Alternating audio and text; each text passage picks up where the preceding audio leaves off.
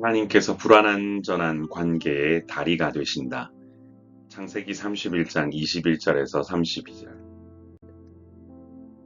사랑하는 성도 여러분, 야곱은 외삼촌 라반의 집에서 20년간 봉사했습니다. 여러분, 말이 20년이지 엄청난 시간이죠. 이렇게 20년간 봉사하게 된 이유는 라반이 야곱의 품삯을 10번이나 바꿔가면서 야곱을 속였기 때문입니다. 그러나 야곱은 절망하지 않았고 아버지 이삭이 경외했던 하나님을 자신도 믿고 신뢰했다라고 고백하고 있습니다. 야곱은 하나님께서 자신의 고난과 자기의 손의 수고를 보셨기에 라반을 책망했다고 하는데요. 이처럼 야곱이 고난 속에서도 하나님을 굳건히 붙잡았기 때문에 라반의 횡포를 이겨낼 수 있었습니다. 이처럼 하나님께서는 우리의 고난과 수고를 보고 계시지요. 그리고 하나님의 때와 하나님의 방법으로 회복시키려고 준비하고 계십니다. 그러므로 신실하신 하나님을 믿고 하나님께서 인도하시는 방향으로 한 걸음씩 나아가는 것이 우리가 가야 할 길인 줄 믿습니다. 라반은 야곱의 모든 소유를 자신의 것이라 주장했지만 결국 야곱의 요구를 받아들여 언약을 맺기로 했습니다. 또한 야곱은 라반의 탐욕에 휘둘리지 않고 하나님의 뜻에 따라 관계를 평화롭게 해결하고자 했습니다.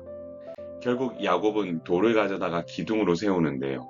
이는 인간관계의 가장 중요한 것이 인간의 지혜나 노력으로 해결되는 것이 아니라 하나님 앞에서 맺는 언약 관계임을 강조하는 것이지요. 이처럼 어려움을 해결하고자 할 때는 근본적인 문제를 해결하기 위해 집중해야 합니다. 서로 간의 관계 회복이 어려울 때 먼저 하나님께 시선을 맞추고 모든 문제가 해결될 수 있도록 집중하는 것이 기본입니다. 야곱과 라반은 증거를 삼기 위해 돌무더기를 쌌습니다. 라반은 아람어로 여갈사하두다라고 불렀고 야곱은 히브리어로 갈레엣이라고 불렀습니다. 이와 같은 돌무더기를 두고도 두 사람의 관점이 완전히 달랐음을 보여줍니다.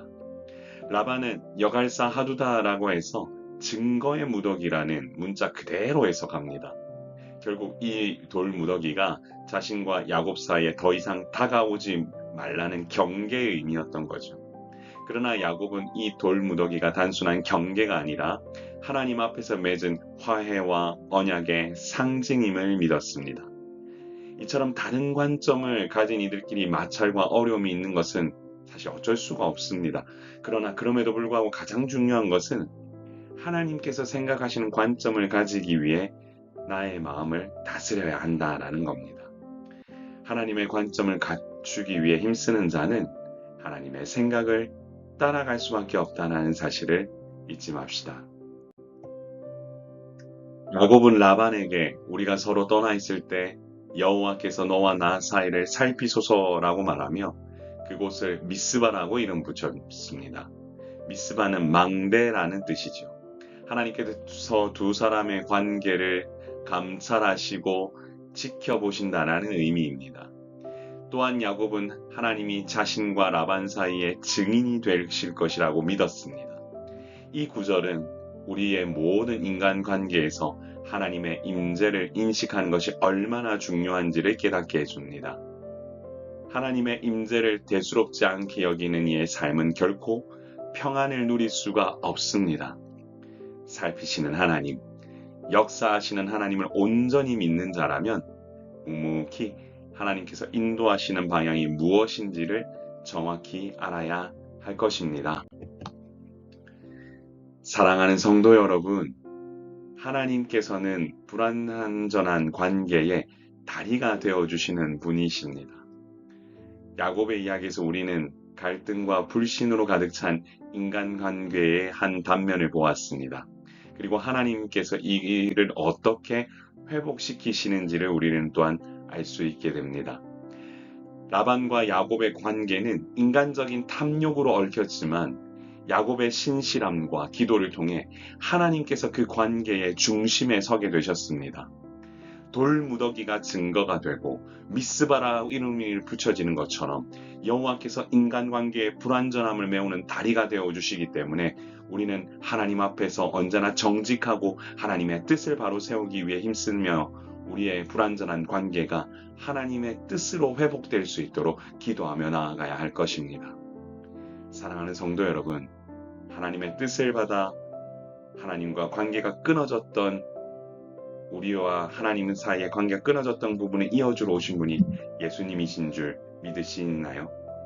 여러분, 주님이 그와 같은 모습을 하셨다라는 그 사실을 마음속에 새기신다면 오늘 이 언약 관계 안에서 하나님께서 어떻게 그 관계, 사람과 사람 사이를 또한 이어주기 위하여서 이와 같은 하나님의 섭리를 보여주시는지도 여러분 잊지 않아야 하실 겁니다.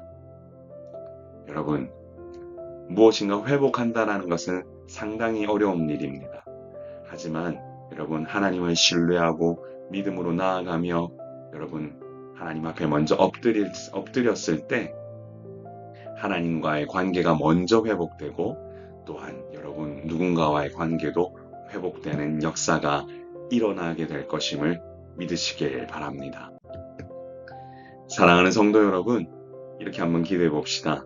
주여, 하나님의 언약 관계의 중요성을 깨달아 하는 주님의 자녀가 되게 하사 매 순간 하나님께서 뜻하신 바를 바로 세울 수 있는 주님의 자녀가 되게 하옵소서.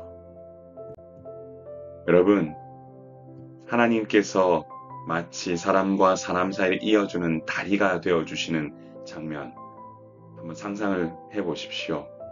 바로 예수님께서 이 땅 가운데 오셔서 이와 같은 일을 행하셨죠. 먼저 하나님과 우리의 사이를 회복시키셨습니다. 그리고 그 사랑으로 이웃을 대하라고 하십니다. 여러분, 혹시 지금 관계에 어려움을 갖고 있는 누군가가 계십니까? 여러분, 기도하시면서 관계의 회복을 달라고 그리고 결단하며 나아가는 우리가 되길 소망합니다.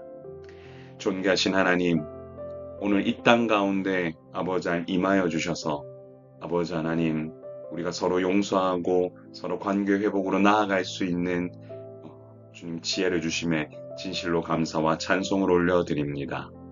부족한 우리들이 먼저 하나님 앞에 엎드립니다. 하나님의 관점을 갖게 하시고 하나님의 눈을 가지고 세상에 나아가 승리하며 나아갈 수 있도록 먼저 내가 주님 사랑하는 마음으로 살아갈 수 있도록 인도하여 주옵소서. 오늘 이 시간 허락하여 주신 주님께 감사드리며 오늘 하루도 참 승리 주실 것을 믿습니다. 우리 성도들을 붙들어 주옵소서. 감사드리며 예수님 이름으로 기도드립니다. 아멘. 사랑하는 성도 여러분, 여러분의 삶 가운데 하나님의 놀라우신 축복이 충만하시기를 기도합니다. 앞으로 하나님 앞에 더욱더 무릎으로 나아가며 말씀으로 또 먼저 나아가는 그런 공동체, 바로 사랑의 샘물교회, 이와 같은 공동체가 주님 나라를 위하여 8월 24일부터는 이제 광교 땅에서 예배를 드립니다.